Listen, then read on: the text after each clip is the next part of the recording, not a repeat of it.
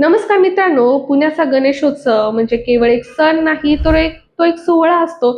भाविकांचा उत्साह आणि संस्कृतीचा संगम असतो. पण गेल्या काही वर्षात या उत्सवाला आणि विशेषतः विसर्जन मिरवणुकीला एक नव्या समस्येने घेरलं होतं. ती समस्या म्हणजे कानठळा बसवणारा डीजेचा आवाज. पण यंदाच्या गणेश उत्सवात चित्र बदलणार आहे. पुण्यातील गणेश उत्सवात होणारा हा दंदनाट रोखण्यासाठी पुणे पोलीस प्रशासनाने एक अत्यंत ऐतिहासिक आणि मोठा निर्णय घेतलेला आहे. डीजे साऊंड सिस्टीम मध्ये वापरला जाणारा प्लाझ्मा आणि प्रेशर मीड या उपकरणावर पूर्णपणे बंदी घालण्याचे संकेत पोलिसांकडून देण्यात आलेले आहेत. तर हा निर्णय नक्की का घ्यावा लागला? प्लाझ्मा आणि प्रेशर साऊंड म्हणजे नक्की काय?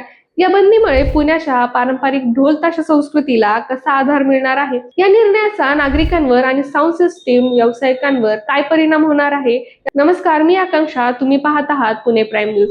मित्रांनो, दरवर्षी गणेश उत्सव जवळ आला की आवाजाच्या मर्यादेवरून पोलीस आणि गणेश मंडळांमध्ये चर्चा रंगतात. पण यंदाच्या बैठकीत वैशिष्ट्य म्हणजे ही बंदी घालण्याची मागणी प्रशासनाने नाही, तर स्वतः पुण्यातील मुख्य गणेश मंडळांनीच केलेली आहे.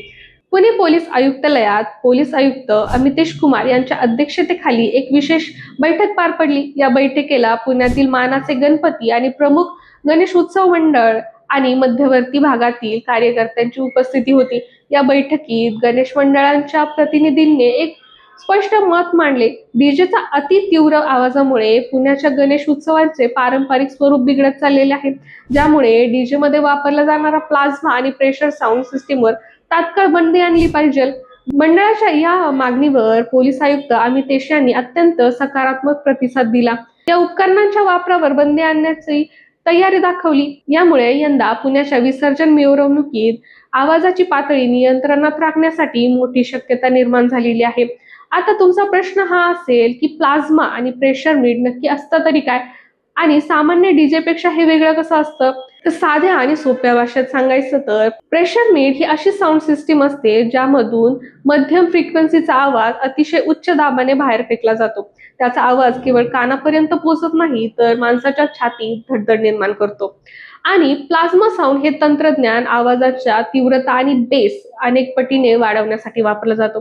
जेव्हा हे स्पीकर पूर्ण क्षमतेने वापरले जातात, तेव्हा आसपासच्या इमारतीच्या काचा थरथरू लागतात.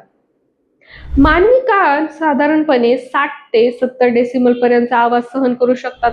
मात्र या प्लाझ्मा आणि प्रेशर साऊंडच्या सिस्टीमचा आवाज 120 ते 140 डेसिबलचा पुढे असतो. हा आवाज केवळ ध्वनी प्रदूषण करत नाही, तर मानवी शरीरावर थेट धोकादायक परिणाम करतो. गेल्या काही वर्षाचा इतिहास पाहिला तर गणेशोत्सवातील अतितीव्र आवाजामुळे अनेक गंभीर घटना समोर आलेल्या आहेत. विशिष्ट वयाच्या वृद्धांना, हृदयाचा त्रास असलेल्या रुग्णांना आणि नवजात बालकांना या प्रेशर साऊंडचा प्रचंड त्रास होतो. गेल्या विसर्जन मिरवणुकीदरम्यान अनेक नागरिकांना कान बधीर होणे, चक्कर येणे, छातीत दुखणे आणि रक्तदाब वाढणे अशा समस्यांना सामना करावा लागला होता. इतकेच नाही, तर मिरवणुकीत सहभागी होणाऱ्या तरुण तरुणींमध्ये तात्पुरते किंवा कायमचे बहिरेपण येण्याचेही प्रमाण वाढले होते, असे ENT तज्ज्ञांकडून अहवालातून समोर आलेले आहे. याशिवाय ज्या लक्ष्मी रोड, कुमठेकर रोड आणि टिळक रोड वरून विसर्जन मिरवणुका निघतात, तेथे शेकडो कुटुंबे राहतात. सलग 24 ते 36 तास लागणाऱ्या या दंदनाटामुळे या रहिवाशांचे जगणे असह्य झाले होते. म्हणूनच नागरिकांच्या आरोग्याचा विचार करून पोलीस प्रशासनाने हे पाऊल उचलले आणि हे अत्यंत गरजेचेही बनले होते. पुण्याच्या गणेशोत्सवाची खरी ओळख काय? तर ढोल ताशा पथके, झांज पथक आणि पारंपरिक वाद्य. गेल्या काही दशकात पुण्याचा ढोल ताशा संस्कृतीने जगभरात नावलौकिक मिळवला आहे. देश विदेशातून लोक पुण्याच्या गणेशोत्सव आणि ढोल ताशाचा गजर पाहायला येतात. मात्र गेल्या काही वर्षात मोठ्या साऊंड सिस्टीमच्या आगमनामुळे या पारंपरिक कलेचा फटका बसत आहे. डीजेच्या अथांग आवाजात ढोल ताशाचा आवाज दबून जायचा आणि डीजेच्या आवाजामुळे वादक आणि कार्यकर्त्यांमध्ये वाद झाल्याच्या हे घटना समोर आलेल्या होत्या. आता प्लाझ्मा आणि प्रेशर साऊंडवर बंदी आल्यामुळे पुण्याच्या पारंपरिक ढोल ताशा संस्कृतीला पुन्हा एकदा मुख्य स्थान मिळणार आहे.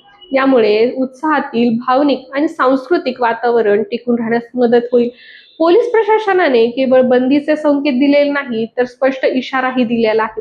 लवकरच या संदर्भात अधिकृत नियमावली जारी केली जाणार असून नियमाचे उल्लंघन करणाऱ्या साऊंड सिस्टीम मालकांवर आणि संबंधित गणेश मंडळावर कायदेशीर कारवाई केली जाऊ शकते. त्यांचे साऊंड सिस्टीम जप्त करण्यापासून ते गुन्हे दाखल करण्यापर्यंत कडक कारवाई पोलीस करू शकतात.